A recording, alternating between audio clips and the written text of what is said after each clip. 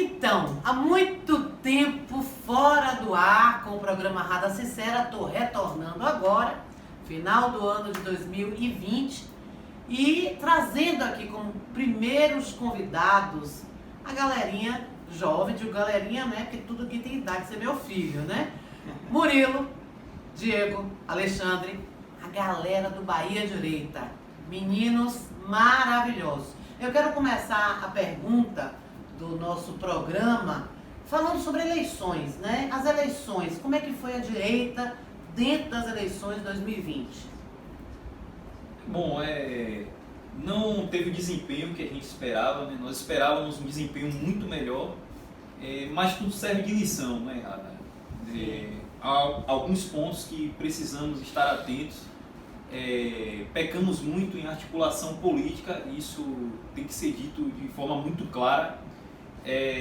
Vimos aí com preocupação um avanço de uma esquerda mais radical e principalmente quem saiu fortalecido nessa eleição, verdade seja dita, acho que todos concordam com isso, foi o Centrão, né? Se a gente pegar o PIB eleitoral do país após essa eleição, a gente vai ver que os partidos lá tradicionais do Centrão, como o PMDB, né, o MDB agora, né, o DEM e o PSDB, acumulam essa maior quantidade de cadeiras nos legislativos municipais e também de prefeitos, né? E isso com certeza se reverberará para a eleição presidencial de 2022 e que a gente tem que estar atento, né? Porque os prefeitos e vereadores têm muito peso na indicação de candidatura, né? De influência do voto para a presidência da República.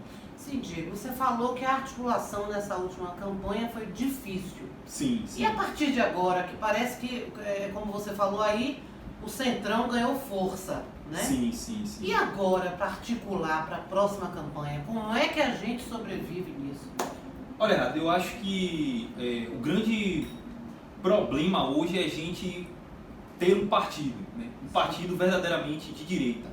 Seria um partido? Seria o Aliança. Eu acredito sim no Aliança, mas é válido dizer também que o Aliança sozinho não se sustentará. Precisaríamos de outros partidos para dar aquela sustentação política, né? E criar uma frente conservadora, que é o nosso desejo, né? O desejo de toda a direita. Se a gente analisa hoje no espectro político brasileiro, o partido que mais se encaixa, digo que com um programa estatutariamente falando da direita, é o PTB, né?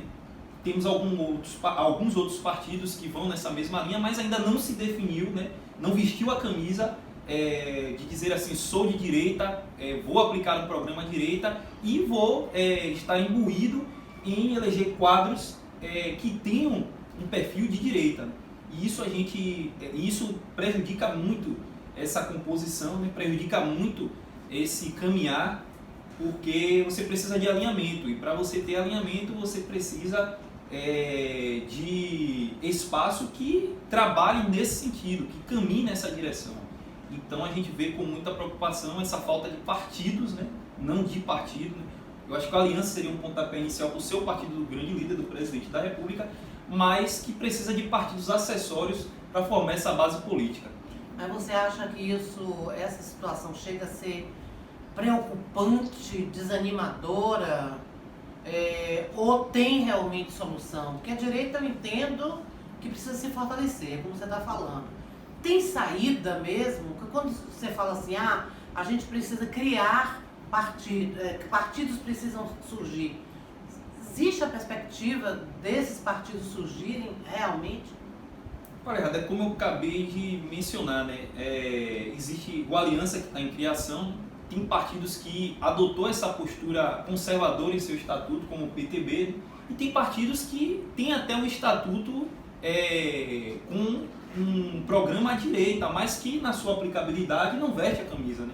Poderia aqui elencar tantos partidos, né? Tem o Republicanos agora mesmo, né? Que é um partido que cresceu muito nessa eleição, mas a gente não vê aquela definição de um partido verdadeiramente de direita, né?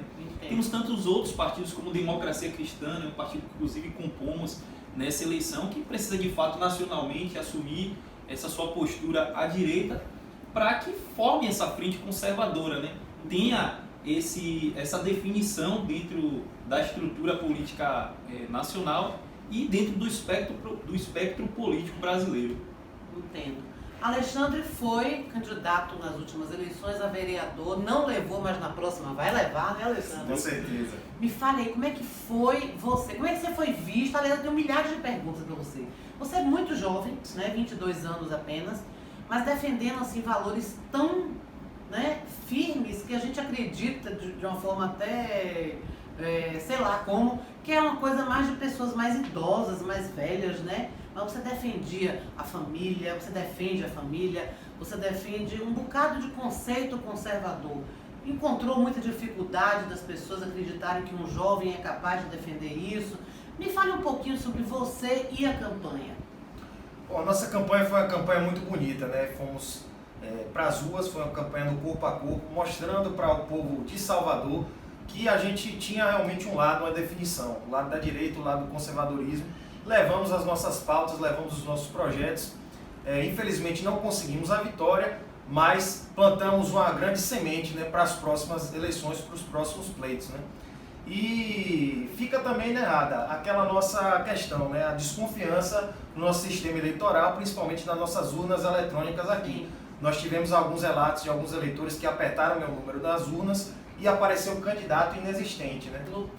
Então a gente teve alguns relatos também de pessoas que, quando souberam que estávamos fazendo a recontagem dos votos, né, estávamos fazendo a verificação, enviaram para nós o comprovante lá da votação que indica a zona e a seção que cada um votou, e também algumas dessas pessoas que a gente foi conferir e o voto não estava lá constando, né? Então fica também mais essa questão que precisa urgentemente sim ser Voto definido. impresso, né, Voto não? impresso, que com certeza daria uma maior confiabilidade para o processo eleitoral e também traria uma forma de auditoria, né, confiável para o processo, né? Hoje, se você quiser conferir o seu voto, você não tem, né? Você não tem como provar que você votou de fato, porque não tem, né? Vai lá para o sistema eleitoral, o seu voto desaparece, não tem mais como você provar que você realmente votou. Sai ali uma zerésima lá, que é o comprovante dos votos que cada um teve ali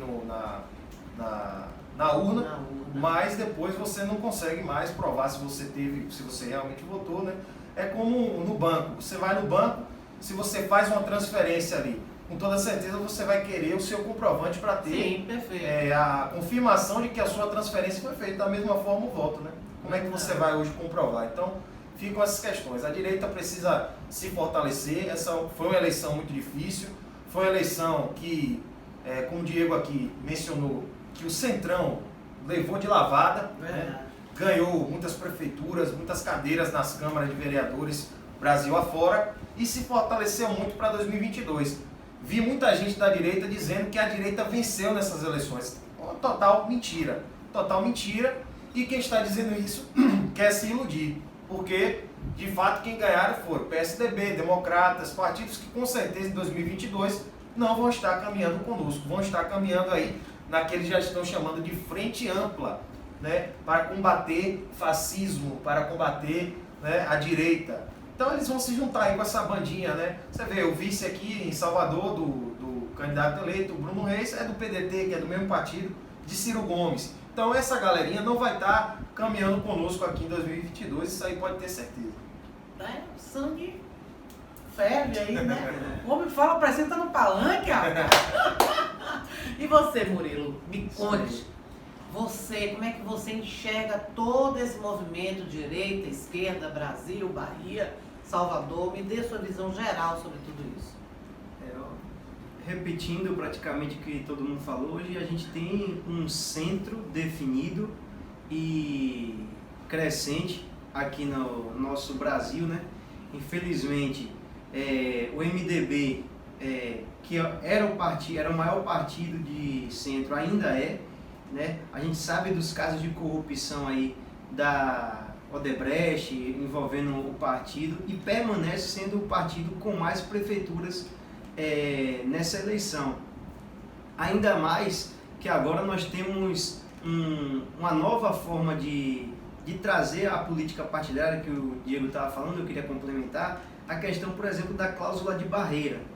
Os partidos, vamos dizer assim, os partidos menores, estão sofrendo bastante com a cláusula de barreira que vai deixar de existir vários partidos, inclusive mais alinhado à direita.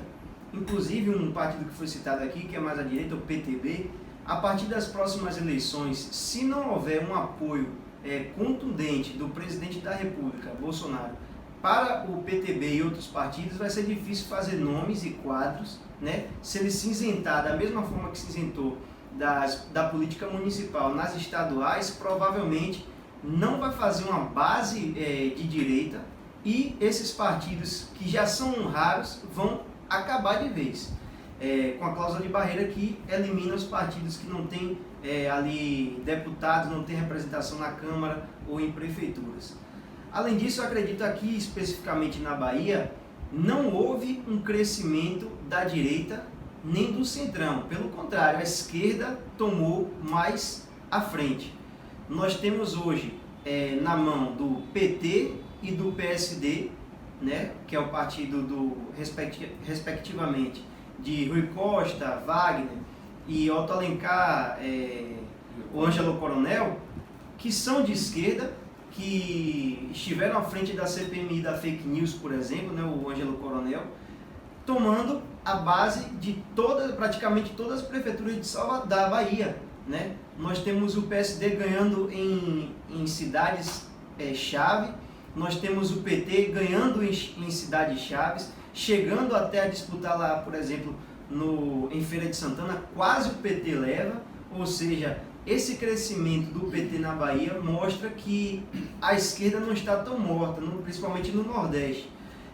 No resto do Brasil, o que o Diego falou, eu repito aqui, o PT foi desidratado realmente por causa da questão da corrupção generalizada que o PT mostrou quando esteve à frente do Brasil. E agora nós temos um recuo dessa esquerda, vamos dizer assim, que é a esquerda menos radical, a esquerda do PT, e agora a gente tem um crescimento de uma esquerda mais radical. PCdoB começa a pontuar bem, PSOL começa a pontuar bem, partidos de esquerda, de extrema esquerda, PCO, PSTU, começa a lançar candidatos para a prefeitura e marcar pontos, marcar território. Então nós temos que entender que, apesar de ter perdido várias prefeituras, o PT em si, outro lado da esquerda, que está adotando um discurso moderado, mas é lobo vestido em pele de cordeiro, está crescendo. Um exemplo disso, Guilherme Boulos, né, pontuando mais de 40% na maior capital da América Latina, que é São Paulo. Nós temos Manuela Dávila marcando mais de 40% em uma cidade, Porto Alegre, que não costuma reeleger prefeitos e tudo mais, tem uma sabedoria política até um pouco maior, porém está mostrando que está tendo uma degradação também cultural e política nessa cidade. Então, entender que a esquerda perdeu é uma grande falácia. A esquerda continua forte, principalmente com apoio de verba do exterior. Está aí essa pandemia que favoreceu esse tipo de gente. Verdade. Você falou uma coisa aí da degradação cultural. Inclusive, deixa eu falar aqui, esses meninos são jovens, mas são sérios, né? Eu estava aqui procurando uma postura, uma forma de ficar, porque eu falo brincando, perguntei a Alexandre coisas brincando, ele parecia que estava respondendo, apresentando no palanque. Todos eles jovens, mas assim, muito sérios, né? Mas tudo bem. Tá valendo, é porque eu sou muito descontraída, brincalhona, aí tô estranhando um pouco, mas tudo bem. Você falou de degradação cultural. Bom, eu sou da área de cultura, eu sigo muitos artistas, mesmo não aprovando a opinião deles politicamente, né? Acabo seguindo porque estou na área artística, não posso fazer, não posso me abster de conhecer um pouco o que é que eles estão fazendo aí pela cultura do país. E nisso tem muito artista de esquerda, e quando você fala degradação cultural e eu penso nisso, eu quero entender e ouvir a opinião de vocês, o que é que realmente o povo, são duas perguntas em uma, o que é que realmente o povo entende de direita e de esquerda, porque pelo que eu vejo aí tem muita gente está perdida, né? O que é direita, o que é esquerda, né? E a outra pergunta é: por que esses artistas precisam tanto ser de esquerda para serem politicamente corretos? Seria isso? Porque eu não vou dizer o nome de ninguém, mas esses dias eu vi uma atriz conhecida na televisão falando tanta merda, tanta besteira sobre o que é esquerda, e defendendo inclusive Boulos e outros. Eu digo, meu Deus, será que tanto o povão, né, quanto os artistas desconhecem verdadeiramente o que é direita e esquerda? Falem sobre isso, por favor. Exatamente, falta cultura, né? A degradação cultural é justamente a destruição de uma cultura. A esquerda e a direita, ela se define de acordo, principalmente, as pautas morais. Começa pelas pautas morais. A partir daí se constrói organizações dentro dos nichos que determinado grupo tem para trazer o que é que ele entende de família, por exemplo, o que ele entende de religião, o que ele entende de educação, e aí começa a fazer a separação entre direita e esquerda. Isso ficou marcado lá na Revolução Francesa, quando os mais conservadores, eles sentaram-se à direita, né, do parlamento, e os mais revolucionários à esquerda. E é isso que a esquerda prega, né? E por isso nós temos uma grande inserção de revolucionários dentro da cultura. Porque a cultura em si, ela precisa ter um lastro. Para a esquerda, ela progredir na sua filosofia revolucionária, ela precisa destruir. Onde é que ela vai? Na cultura, porque a cultura é o que sustenta um povo. Por mais nômade que seja um povo, vou exemplificar aqui os povos africanos, você vai na Etiópia, por exemplo, apesar de ter alguns costumes nômades, eles são conservadores por natureza, são cristãos, têm respeito um pela família do outro. Então, para você quebrar uma sociedade e promover a luta de classes, que é a grande falácia da esquerda, através do seu mentor Karl Marx, ele quebra a cultura. Então, se, por exemplo, você quer destruir um país, comece pela cultura. Foi isso que o Brasil fez. O Brasil está fazendo isso depois de 64. Primeiro eles começaram a luta armada e viram que não dava certo. Eles foram tomar escolas, tomar o palanque de projetos artísticos. Ora, se a gente analisa, eu sou novo, mas eu tenho uma bagagem cultural, meus pais sempre gostaram de arte, de cinema, música, tudo mais. Basta você analisar as composições, tanto musicais, tanto artísticas, de 20 anos atrás, não precisa ir muito longe, 20 anos atrás para cá, só veio ladeira abaixo, né? Revolução pragmática de Gramsci, né? O primeiro xingamento que foi dito em um telão foi um espanto para toda a população brasileira, porque em si o brasileiro ele é conservador. Então precisava dessa revolução. É tanto que o Roberto Marinho, chefe da Globo, antes de morrer, ele falava explicitamente que ele era contra essa revolução, né? Após a morte dele, os artistas de fato se renderam à esquerda. A emissora, né, passou a ter uma programação completamente diferente do que era antes, do que ele pregava, do que ele instituiu, né? E se perdeu muito. Né? Eu saliento aqui uma fala até minha da questão religiosa.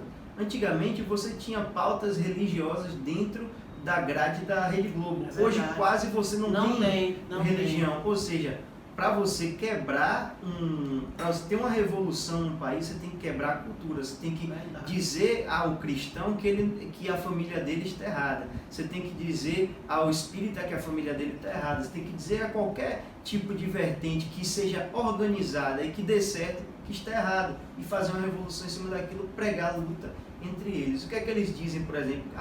Que católico não gosta de evangélico, que evangélico não gosta de espírita, que espírita não gosta de candomblessista. Não é assim que funciona. Para conquistar. Eles dividem para conquistar. Eles criam a revolução, uma luta para, no fim, chegar no projeto dele, que é de poder, que é enriquecer somente o Estado em benefício próprio e em degradação cultural e popular. E, Rada, dentro do que o Murilo está falando, né, em relação a essa questão de hegemonia da esquerda, a comunicação social foi uma área que historicamente a esquerda dominou, né? Se a gente pegar os grandes, posso dizer aqui, momentos da história, né? Vamos ver que, por exemplo, líderes de viés marxistas, como o próprio Hitler, Stalin, eles dominaram muito a propaganda, né? Como meio que eles encontraram para manipular as massas, né? Aprisionar mentes de forma mais massiva, né? E instantânea.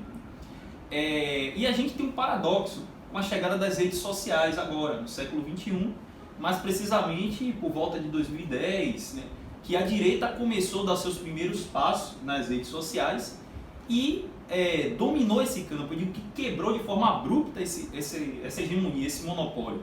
E tivemos grandes resultados, como a eleição do presidente Jair Bolsonaro, que foi, né, graças, claro, primeiramente a Deus, o povo e o meio que foi as redes sociais, né, que foram as redes sociais. Então, é um dos campos, né, que a gente tem que saber não só administrar agora, mas como utilizar de forma prudente e inteligente para continuar passando essa mensagem, para continuar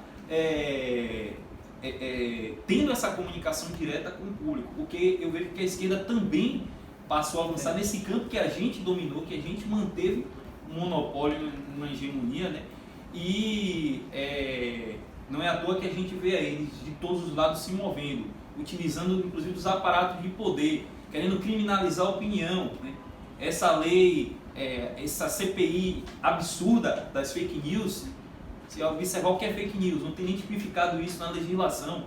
Fake news é dizer o quê? O que a verdade oficial do sistema, que é comandado e dominado por eles, dizem, né? Então a gente tem que estar atento para isso, né? E voltando àquilo que eu falei inicialmente, é disso que eu falo de agir estrategicamente, nos espaços que a gente domina e nos espaços onde está a formação do pensamento crítico das pessoas. O agir estrategicamente Exatamente. É fundamental. Mas uma coisa que eu penso também, Diego, é que a direita, né, as pessoas de direita, elas precisam ser mais combativas. Sim. E precisam entrar mais no povo. Sim. O que é essa observação que eu tenho é muito em razão do que eu tenho visto na própria rede social, né? A sensação que eu tenho é que a direita é um bloco que está aqui comunicando para quem está ali, mas não está indo lá, está compreendendo? Exato. Não está invadindo. Porque, olha bem, a esquerda, ela usou o cinema, né? Como o Murilo falou, usou o cinema, usou a música, usou toda a cultura para ir e pegou a galera lá da classe mais baixa até mais alta, né? Foi o que eu falei nesse instante. Eu não entendo como é que artistas que têm acesso à informação continuam acreditando que muita coisa que a esquerda implantou na cabeça do povo tem fundamento e não tem. Então, o que é que eu penso? Eu penso que a gente que é de direita, né, eu enquanto artista, vocês enquanto políticos, né, a gente precisa ir aonde o povo está. Não sei como, né?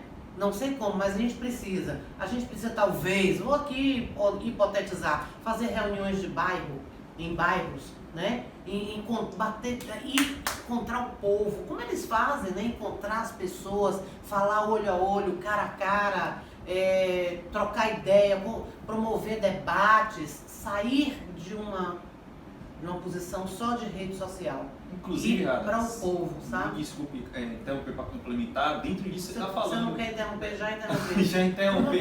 Tranquilo. é a grande autocrítica que eu faço. Eu falo de autocrítica que a gente se insere nessa crítica, né? Mas não é querendo puxar sardinha pra gente, mas a gente se atentou a isso. De que a direita tem de tomar esses espaços estratégicos que eu falo, né, da sociedade, colocar chapas para disputar grêmios estudantis, tomar sindicatos, criar associações, utilizar do que o Gramsci chamou do coletivismo orgânico para chegar nas bases da sociedade. Porque existe hoje na direita uma ideia muito equivocada de que isso é coisa de esquerdista. Pois é. Meu Deus do céu, temos que usar as armas que o inimigo utiliza. Agora, se é para o bem ou se é para o mal, vai depender da índole de quem utiliza. É verdade. E nós temos um programa, né, que tem fins altruístas, diferentemente deles. Que os fins só cooperam para a destruição, É verdade.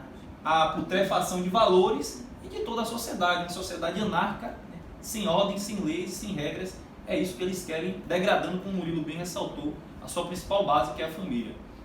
Bom, a diretoria está ali dizendo que já tem 25 minutos de programa, a gente vai começar a encerrar, começar a finalizar e com uma pergunta que eu acho que todos vocês três podem responder. Houve aí um papo, né, que o Bahia Direito, o grupo de vocês, estava se dissolvendo. Verdade ou mentira? Olhem para a câmera da verdade e falem. Isso é um grande boato. É um grande boato. O pessoal tem uma mania de achar que a gente é de eleição, mas é só acompanhar a nossa trajetória. A gente já... São quantos anos já já essa trajetória do Bahia Três, Direito? né? Desde infância com o Murilo. Juntos o os Bahia 10 anos. O Bahia Direita desde 2017, 4 anos, né? Vai fazer agora Vai fazer 4 4 anos. anos. Ótimo. Mas a gente já vinha já de militância há muito tempo, eu, Diego, Murilo. E o Bahia Direita foi uma união dessas Micael, que não tá aqui, Micael, mas que não está aqui. Dizendo ele está com suspeita do Covidão aí, né? Aderiu ao isolamento social. Mas eu já soube que não tem febre, não tem nada, é só cabeça. viagem. É Covid psicológico. Infelizmente tem muita gente que milita contra, né? Inclusive aqui na Bahia a gente sabe que é um território hostil e tem muito esquerdista, muito revolucionário querendo acabar com o Bahia Direita, mas não vai acabar não. Ou seja, o Bahia Direita sim é resistência. É isso aí, gostei. Então vamos finalizar, né? Vocês querem falar mais alguma coisa para encerrar? Porque a diretoria tá ali, ó. 28 minutos, 30, meu Deus. Dizer para seguirmos com união, né? Precisamos mais do que nunca agora estar unidos.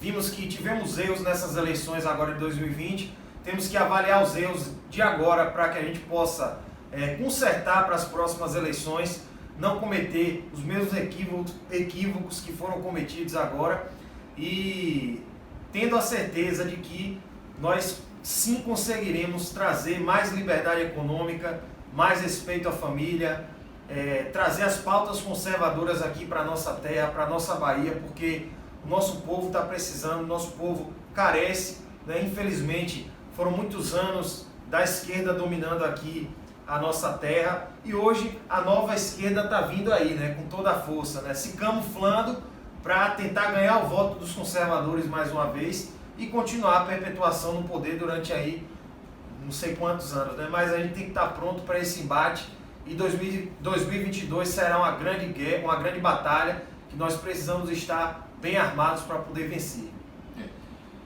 Rada, agradecer, né, seu espaço aqui, né, seguido para a gente estar expondo nossa opinião, o convite estar participando do seu programa e dizer para a nossa direita que agora mais do que nunca é momento de nós estarmos juntos, unidos.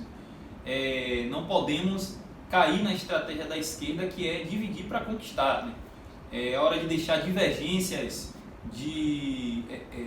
dentro dos grupos de lado e pensar no programa. A direita brasileira hoje precisa de um programa, é o que não temos nesse momento. A gente olha para a esquerda, eles têm lá o passo a passo dele, caderno de tese, Foro de São Paulo, Grupo de Puebla. A gente vê que eles têm uma certa organização, né? Tem um certo norte de caminhar, mas nós necessitamos de um programa, né?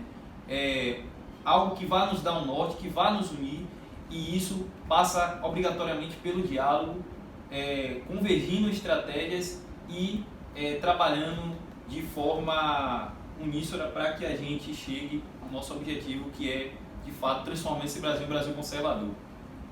É isso aí, também agradecer mais uma vez aí pelo espaço.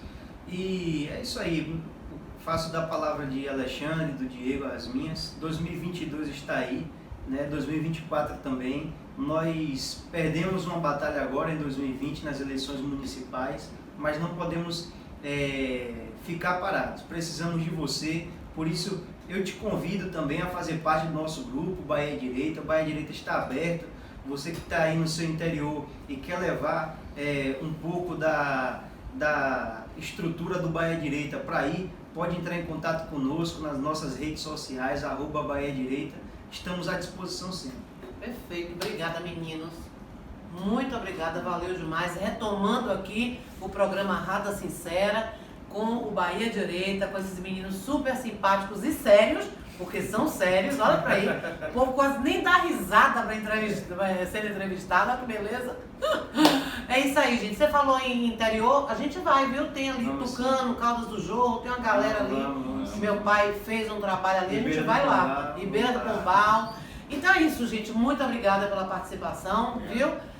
Em breve a gente volta com mais Rada Sincera. E para finalizar, uma frase que eu pensei aqui: a direita precisa ir aonde o povo está.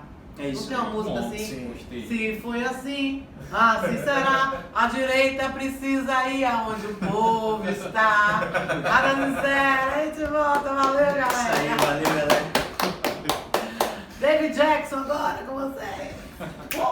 Rada Sincera tá voltando, hein? Estamos voltando aqui pra internet, no meu canal Rada Rezedar, o programa Rada Sincera. E estamos voltando em alto estilo.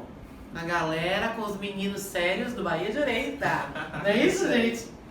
Tamo isso aí. junto, é isso aí. Assista. Tamo junto. Fique ligado, viu? Em breve. Isso aí.